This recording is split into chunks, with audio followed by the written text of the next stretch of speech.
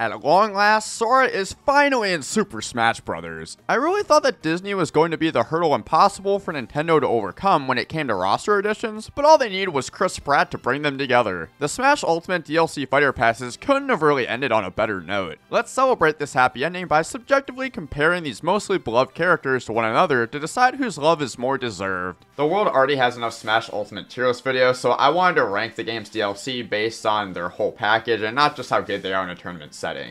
This list was determined by how hyper impactful their addition to the roster was, as well as how well their franchise is represented in Smash with their addition. Each fighter pack came with a character, stage, and music, so I think it's only fair to consider all three of those things in this hypothetical formula. Yes, it's extremely subjective. You can tell me how wrong and stupid and ugly I am in the comment section.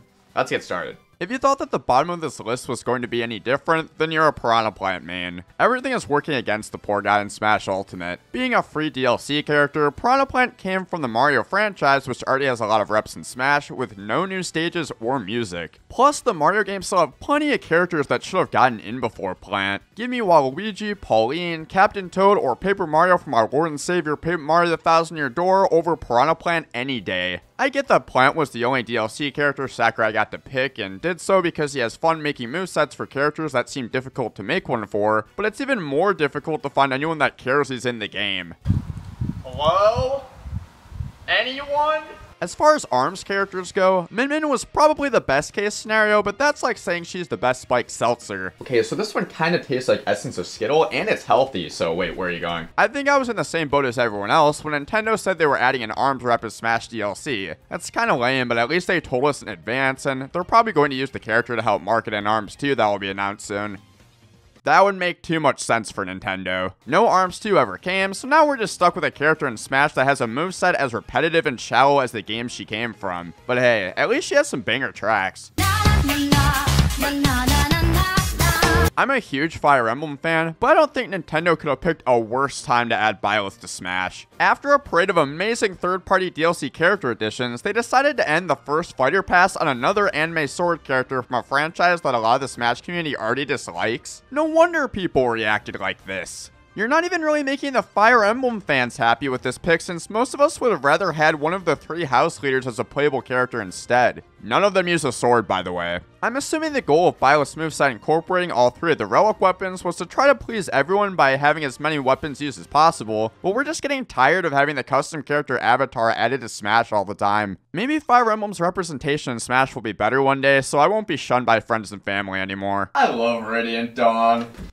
There's a pretty wide chasm from the bottom three of this list to the rest, so I wouldn't even say I'm putting Kazuya low here. There was just a lot of great Smash Ultimate DLC characters. It's awesome that Kazuya is in the game to represent Tekken, but the hype of his addition was hurt by being added after fellow fighting game characters Ryu, Ken, and Terry, along with being revealed at the beginning of one of the best Nintendo Directs in years. Oh sweet, they added Kazuya from Tekken. Wait, is that new old Mario Party? Kazuya might be the most accurately represented character in Smash, since a laundry list of his Tekken inputs were imported into the game, along with having a killer selection of music tracks. Kazuya Dittos are also my favorite Ditto in the game to play with friends now. Did I rank Pyramithra higher than Kazuya because of my personal favoritism for the Aegis and not wanting to put all the first party characters at the bottom of the list? Don't look at me, he's the one that made the list.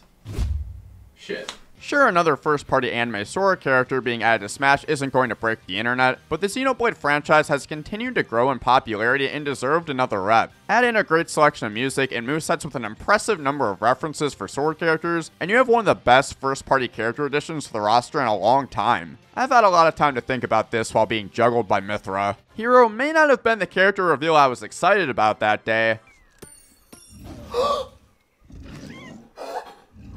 They fucking did it! Is it Banjo? It's Banjo! Banjo? Is it? Let's go! But he was still a fantastic addition to the roster. Dragon Quest is very popular in Japan and one of the longest lasting RPG franchises in video game history. Sure, the music selection for the series is mediocre at best, but they nailed the Dragon Quest experience with Hero's moveset. Critical hits are finally in Smash after being left out of every Pokemon and Fire Emblem character's moveset. Thank God! And Sakurai has never packed more into a single move than Hero's menu. With more spells at his disposal than I have cousins, this move alone makes Hero the most hilarious character in the game. as long as you aren't the one playing against him. Don't let Terry's addition to the roster being leaked distract you from the fact that it was a very big deal. Terry has been everywhere in the fighting game world for decades and played a big role in helping to solidify Smash as a legitimate part of the fighting game community. Probably. Maybe. Sort of. Look, we're all nerds playing video games. Why are we trying to gatekeep this stuff? Terry also came packed with a ridiculous amount of great music tracks and a spot-on moveset that managed to make me afraid of a 2-letter word. Hey man, you ready to leave? Yeah, I'm ready to go. The legendary Wolf also is the first and only character so far to have a back special in Super Smash Bros., which is pretty crazy this deep into the series. It makes you wonder how far Sakurai could go in the future to make new fighters true to their own games. Wait, how'd you even pull off that move as Cranky? All I have to do is insert Donkey Kong Country from the Game Boy Color into your N64 transfer pack. Oh, okay. Sakurai and Nintendo did everything right when it came to bringing Steve into Smash. The internet went crazy for his addition to the game. Minecraft Steve came in with plenty of fun music tracks, a cool stage, and a moveset that feels like it was pulled straight out of Minecraft. See, that's the problem. Steve plays Minecraft while the rest of the cast plays Super Smash Bros. As he spends the game building walls to mine behind, only to minecart to the other side of the stage until he gets Diamond. I could be playing Sonic Unleashed right now. Being the least fun character to play against in Smash Ultimate knocks down the impact of his addition to the roster for me. Is it unfair to dock him points for being too accurate to his game? Probably, but my contract says I'm entitled to one cry for help every 2 years. Steve in Smash Ultimate has taken years off of my life. Save me from this nothing I've become.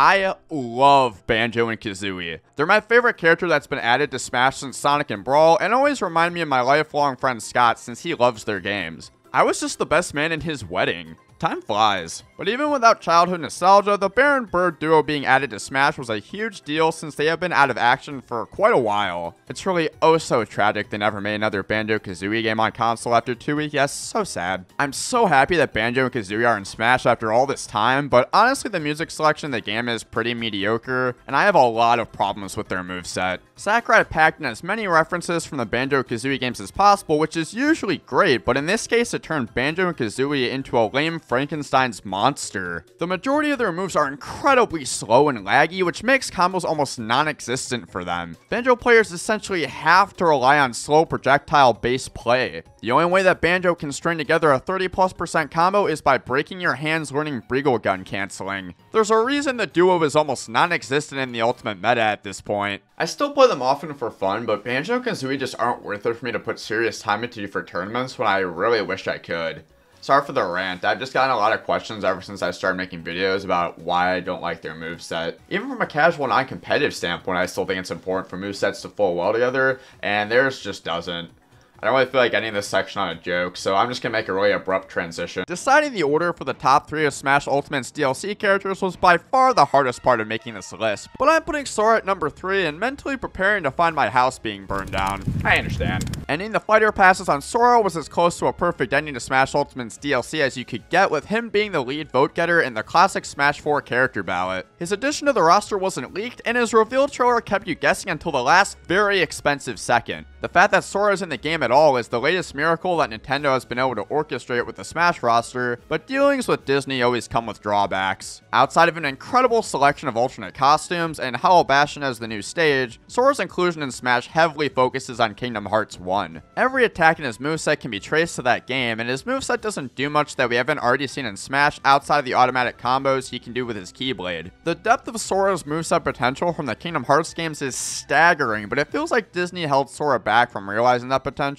instead of Sakurai just wanting to make him more straightforward for ease of use. I just want to ride Buzz Lightyear Space Ranger spin in Smash, man. That was my childhood. But honestly, it's probably for the best that Sora's moveset is simpler. I'll take a kind of Bayonetta over another Bayonetta. I don't know if we will ever get a better character reveal trailer than the one we got for Sephiroth. The mysterious beginning, him descending from the skies, destroying everything in his path, the spot-on references that were better than the movie itself was all just too perfect. Not to mention that Square Enix popped their cherry on actually letting Nintendo include quality Final Fantasy content in Smash with Sephiroth's edition. We really got 3 Square Enix DLC characters and only 1 from Sega, huh? Just give me a chance! Sephiroth's moveset is chock full of references despite his limited source material, and that might have actually worked to Sakurai's advantage in making a well-rounded moveset. I went into way more detail about how Sephiroth is a fantastic Smash DLC character in a previous video, so if you'd like to hear more, then you can click the video card or find the video in the description. It'll be worth your while.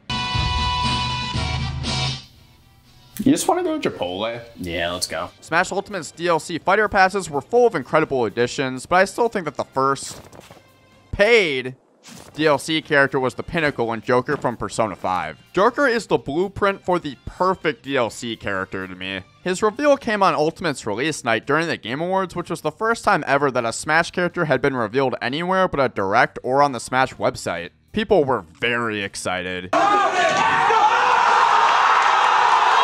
Sega and Atlus gave Sakurai plenty of banger Persona tracks to include in the game, and free reign to make an incredible moveset for Joker. I wish Sonic got this kind of treatment. I'm sorry, I just need to say it one more time.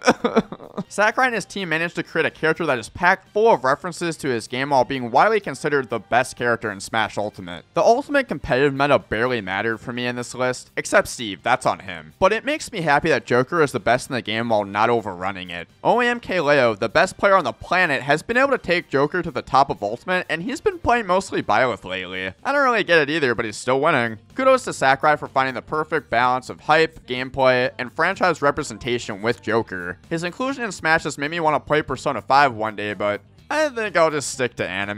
The Smash Ultimate Fighter Pass being finished feels like the end of an era. The most ambitious fighting game in video game history got twice as ambitious with all the characters they added as DLC. Like, we can really see Minecraft Steve and Sephiroth fight now. But all good things must come to an end. I know I go out of my way to bag on Nintendo as much as I can on this channel, but I will never stop expressing how much I appreciate the love that Sakurai and his team have put into Smash over the years. They deserve a well-earned break. Will there be another Smash game, or is this the finale? I personally think it'd be foolish to discontinue such a wildly successful series at its peak, even if Sakurai walks away from it, but who knows. What I do know is that I'm not going to stop making Smash Bros videos anytime soon, and I look forward to continue going out of my way to make fun of Corrin.